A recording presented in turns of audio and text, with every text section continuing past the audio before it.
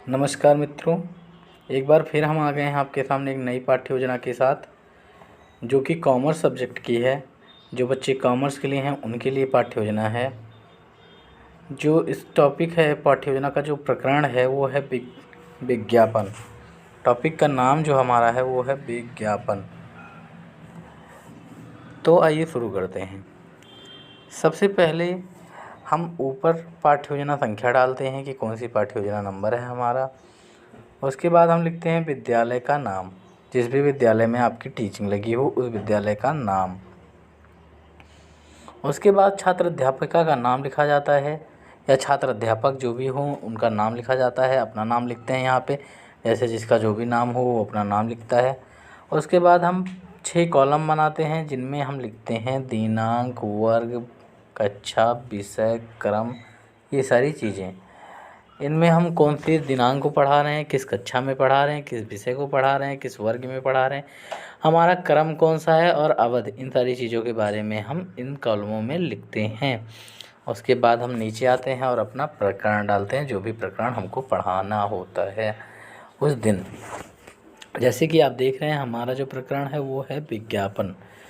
इसके बाद जो नेक्स्ट हेडिंग बनती है हमारी, वो बनती है सामान्य उद्देश्य। सामान्य उद्देश्य में जो भी हमारा टॉपिक से संबंधित हमारा सामान्य उद्देश्य होता है उसके बारे में हम 4-5 पॉइंट या 3 पॉइंट, 4 पॉइंट जो भी हो सके लिखते हैं।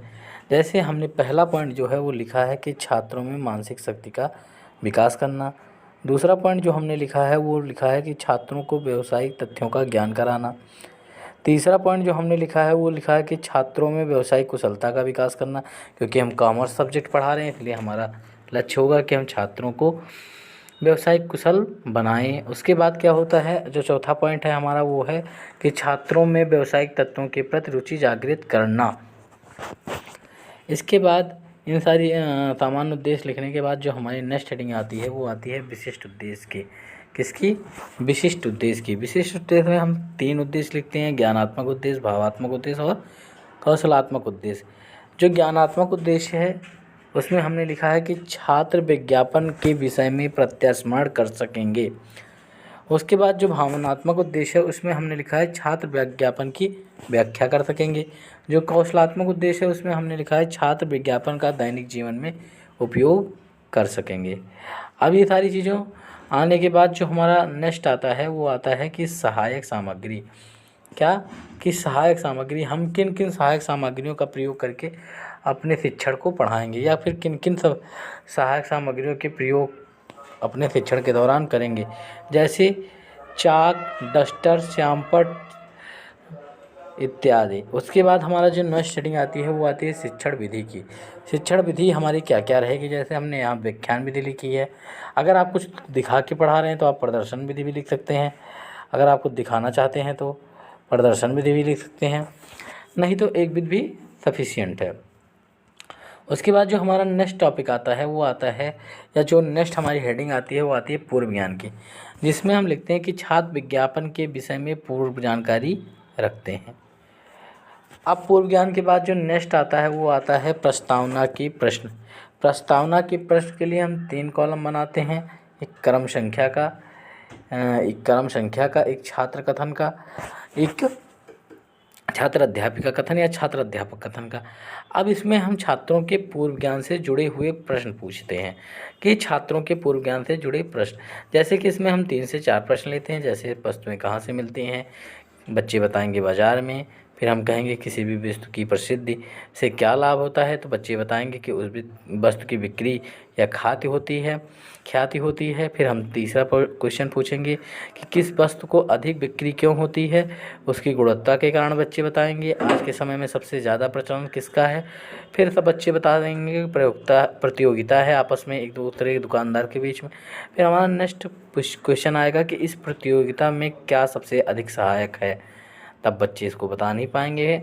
फिर हम वहीं से अपना उद्देश्य कथन कहेंगे। हम उद्देश्य कथन में क्या लिखते हैं कि छात्र आज हम विज्ञापन विषय के बारे में विस्तृत अध्ययन करेंगे।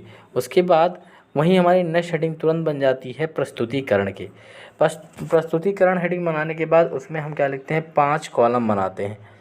5 कॉलम में पहले कॉलम में हम लिखते हैं क्रम संख्या, दूसरे में लिखते हैं शिक्षण बिंदु, फिर लिखते हैं छात्र अध्यापक कथन या छात्र अध्यापिका कथन, फिर छात्र अनुक्रिया और श्यामपट्ट कार्य। इस तरह से 5 कॉलम बना लेते हैं।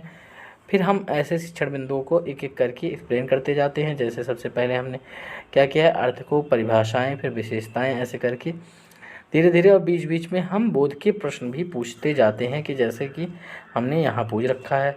बीच बीच में हम बोध के प्रश्न भी पूछते जाते हैं। इसके बाद अपना सारे शिक्षण बिंदु पूरे करने के बाद हमारा नेक्स्ट जो सबसे महत्वपूर्ण कार्य होता है श्यामपट्ट कार्य, कि हमने क्या क्या श्यामपट्ट पे लिखा या हमारे पढ़ाते समय हमने किन श्यामपट्ट का प्रयोग क्या क्या किया। इसमें हम 2-4 पॉइंट अपने शिक्षण बिंदु से जो भी पढ़ाए रहते हैं उन्हीं में से लिख देते हैं। कई लोग इस पर ब्लैक चार्ट लगा लेते हैं, लेकिन बहुत आवश्यक नहीं है। उसके बाद क्या होता है, फिर हम नेक्स्ट हेडिंग लिखते हैं निरीक्षण कार्य। निरीक्षण कार्य में क्या होता है, हम कहते हैं कि छात्र अध्यापक जो है वो कक्षा में घूमकर छात्रों के कार्यों का निरीक्षण करेंगे या करेंगी। उसके बाद फिर हमारा नेक्स्ट आता है पुनरावृत्त के प्रश्न। पुनरावृत्त के हम 3 से 4 प्रश्न पूछते हैं, जिनमें हम जैसे हमने सबसे पहले पूछा है कि विज्ञापन के उद्देश्य के बताइए, विज्ञापन के लाभ बताइए, विज्ञापन के कार्य बताइए। ये पुनरावृत्त के प्रश्न जो होते हैं ये वहाँ से होते हैं जो हमने पढ़ा रखा है। इसके बाद लास्ट में हम गृह कार्य देते हैं कि गृह कार्य हमेशा थोड़ा सा लंबा देते हैं कि आप सब अपने शिक्षण से संबंधित किसी एक वस्तु की अच्छाइयों का संक्षिप्त वर्णन कर उसका विज्ञापन करें। तो ये रही आज की हमारी पाठ्य योजना। आपने देखा होगा कि हमने क्या क्या चीज़ें देखी इसमें। एक बार आप शुरू से फिर से देख लीजिए। आशा करते हैं कि आपको पसंद आया होगा। अगर आपको पसंद आया हो तो प्लीज़ लाइक, शेयर और सब्सक्राइब करें तथा हमारे चैनल से जुड़े रहें, जिससे आगे आने वाले और सारी फाइलों के और सारी चीज़ें आपको समय समय से मिलती रहें। धन्यवाद।